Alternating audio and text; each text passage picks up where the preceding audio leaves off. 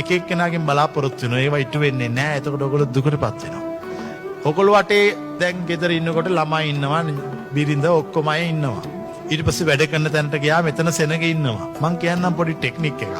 1000ක් එක්ක හිටියත් හැම මොහොතකම හුදකලාව ජීවත් වෙන්න. අපි ළඟ දැන් මෙතන අපිත් එක්ක සෙනග ගොඩක් ඉන්නවා. නමුත් අපි කොයිලාකත් හිතන්නේ නැහැ මේගොල්ලෝ මේ බනහන්න අපි හුදකලාව වෙනවා.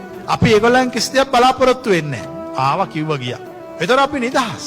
තරුණ කාලේ ඉඳලාම මනස ශක්තිමත් කරගන්න පිරිසක් මැද හිටියත් තනියෙන් ජීවත් වෙන්න. කිසි කෙනෙක්ගෙන් කිසි දෙයක් බලාපොරොත්තු වෙන්න එපා. සතුටින් ඉන්න. ආධ්‍යාත්මය හැම විටම ඉපිලී යන තත්වයක තියාගන්න. තමන්ගේ පරණ දේවල් නැති වෙච්ච ඒවා ගැන හිත කනගාටු වෙන්න එපා. ආපු නැති අනාගතයක් ගැන හිතලා දුක් වෙන්නත් එපා. මැරිච්ච අතීතයක් ගැන හිතලා අඬන්නත් එපා. සතුටින් ඉන්න. ඒ සතුටින් ඉනකොට ඕගොල්ලන්ට තේරෙවි මේක තමයි ජීවිතය. එතකොට ඕගොල්ලන්ට වැඩි නිවාසයකට යද්දි මම දන්නේ නැහැ කොහේ යද කියලා. යන තැන හොඳින් ඉන්න. දැන් අපිට ඇවිදින්න පුළුවන්, කන්න පුළුවන්, මිනිස්සුන්ගේ පිළිගැනීම තියෙන නිසා අපට මේ මානසික වේදනාව තේරෙන්නේ නැහැ. ඒ වුණාට වයසට ගිහිල්ලා ජරා ජීර්ණ වෙච්චාම කෙනෙක් ඒක ලොකු වේදනාවක්. ඉතින් මං අහන්නේ ඇයි තරුණ කාලය ගැන හිතන්නේ නැත්තේ? ඒක ගැන තරුණ කාලේ හිතුවා නම් එතකොට අපි අර දේවදූත සූත්‍රයේ තියෙන ඕකනේ. දේවදූතයෝ, ඒන්ජල්ස්ලා. පළවෙනි දේවදූතයා තමයි ළමයෙක්. පොඩි ළමයෙක් අපිට පණිවිඩයක් කියනවා. මොකද්ද කියන පණිවිඩය? උඹත් මේ වගේ වෙලා හිටියා. දැන් උඹ ලොකු වෙලා වෙනස් වෙලා.